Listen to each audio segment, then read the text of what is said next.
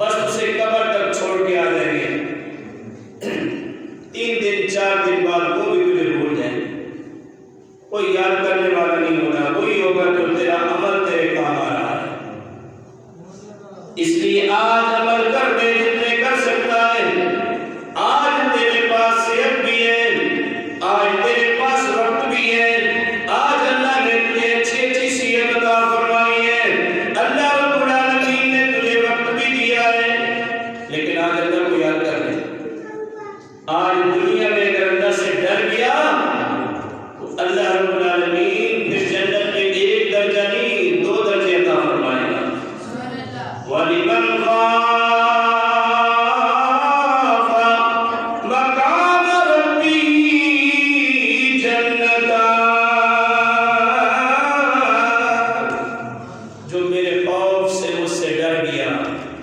उसको जन्नत में 1 दर्जा नहीं 2 दर्जे अता फरमाऊंगा। अल्लाह के खौफ से डरने वाले।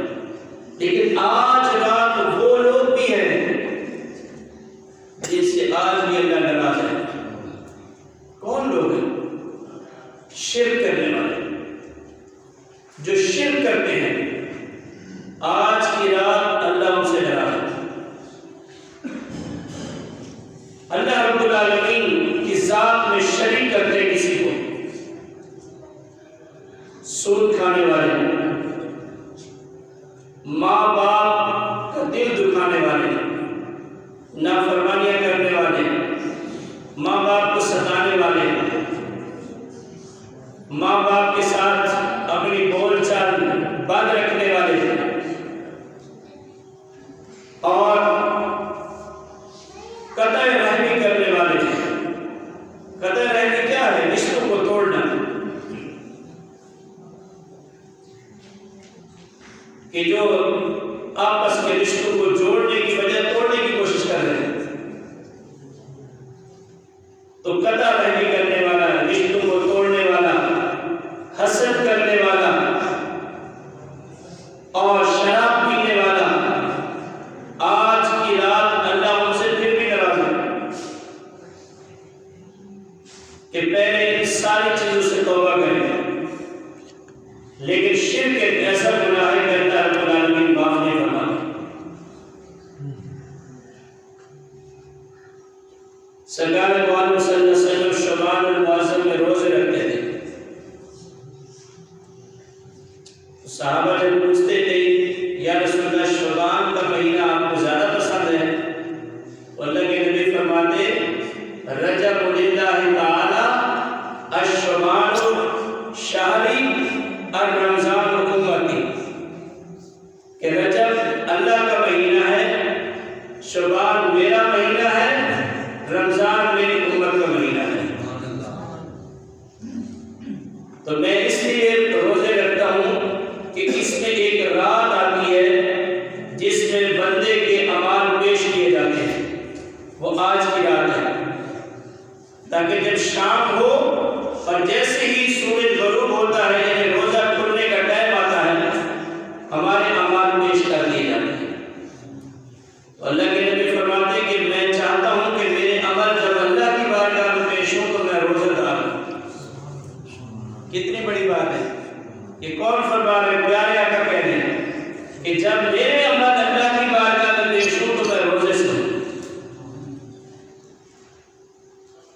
इसलिए कई लोग रखते हैं रोजा, कल का जैसे रोजा होगा।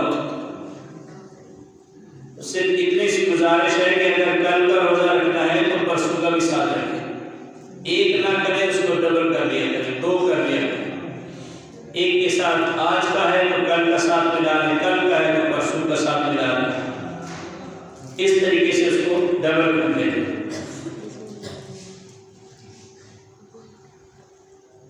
मोमिनों की माँ हजरत उम्मुल मोमिनीन हजरत आयशा सिद्दीक़ा रज़ी अल्लाह तआला अन्हा फरमाती हैं कि जब 15 की रात आई तो सरकार घर से उठे, बिस्तर से उठे और बाहर चले गए। काफी देर हो गई तो मैं ढूंढते ढूंढते पीछे गई। मैंने कहा देखो तो सही हुजूर गए कहाँ हैं?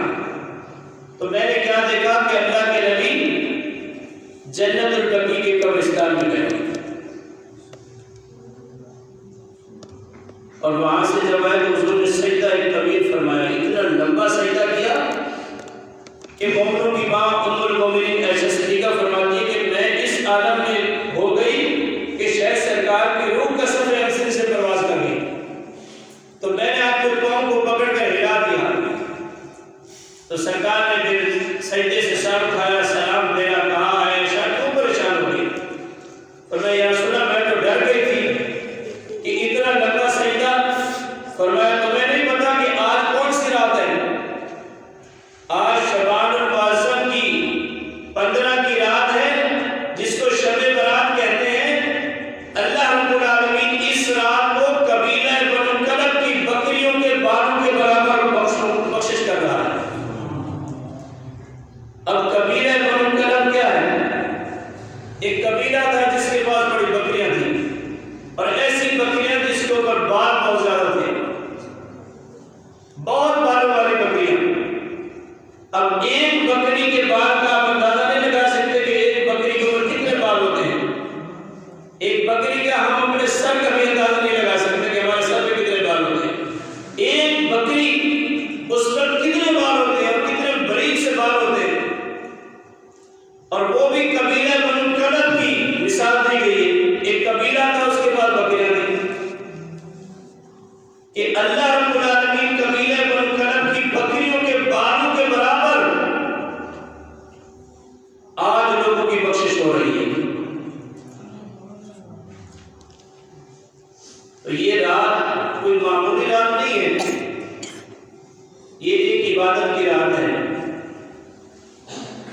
और इस रात को मकसद ये होता है कि ये रात हमें जो मिली है, इस वजह से मिली है कि ताकि हम अपने गुनाहों से माफी मांगकर अपने रब को राजी कर सकें। वरना जो अल्लाह के नेक बंदे होते हैं, हमारे के पास अमल भी कुछ नहीं है, उन नेक बंदों के पास अमल भी ज्यादा, और लेकिन फिर भी वो क्या, अल्लाह से डर रहे हैं। खौफ का आलम यह होता है कि कहते हैं कि अदल करें ते थर थर कंदिर ते उचियां शाना वाले जे फजल करन ता बख्शे जावे ते मैं वर्गे मुंह काले। कि अगर अदल करने पे आए तो कुछ नहीं बनेगा, अगर अल्लाह फजल करने पे आए तो काले मुंह वाले भी बख्शे जाएंगे। तो ये बात समझा गए अल्लाह के नेक बंदे कि अगर अदल की बात करते हो तो कुछ नहीं है, अगर फजल की बात करते हो तो सब कुछ है। अल्लाह रब्बुल आलमीन ऐलान फरमाता है, ऐ फरिश्तों, आज बंदा मुझे आवाजें लगा रहा है। बंदा क्या कहता है? या अल्लाह। अल्लाह कहता है लब्बैक या अब्दी, ऐ मेरे बंदे मैं हाजिर हूँ। बता क्या कहता है? एक दफा नहीं, दो दफा नहीं, 3 मरतबा अल्लाह आवाज देता है, मेरे बंदे मांग।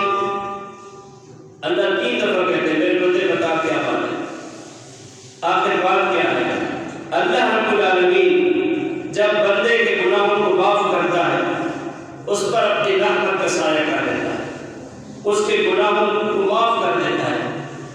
तो फरिश्ते कहते हैं या अल्लाह, तेरा नेक बंदा तुझे पुकारे तो 1 मरतबा जवाब है, गुनाहगार पुकारे तो 3 मरतबा।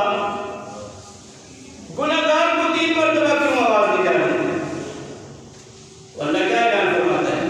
एक दफा मोहब्बत से कहते सुभान अल्लाह, माशाअल्लाह, आपको तो बड़ा शौक है। लोग कहते हैं शौक नहीं, मतलब मैं तो कहता हूँ सबसे ज्यादा शौक बुढ़िया वाले मामले में। ऐसे लोग बातें करते हैं, लेकिन सबसे ज्यादा शौक किधर है? अल्हम्दुलिल्लाह, इसी को तो हम शौक कहते हैं, बाकी हम उसको शौक नहीं कहते। जिसको लोग शौक कहते हैं, शौक ये होता है कि वो बात बड़े से सुनते हैं। ए अल्लाह, 3 मरतबा क्यों आवाज दी जा रही? अल्लाह रब्बुल आलमीन ऐलान फरमाता है कि मेरे फरिश्तों, इस वजह से कि मेरा गुनाहगार बंदा, उसको किसी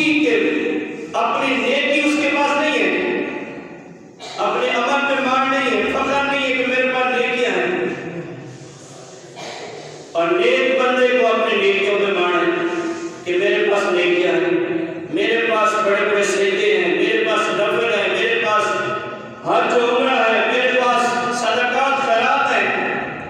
लेकिन गरीब और वो गुनहगार जिसके पास कुछ भी नहीं है, सिर्फ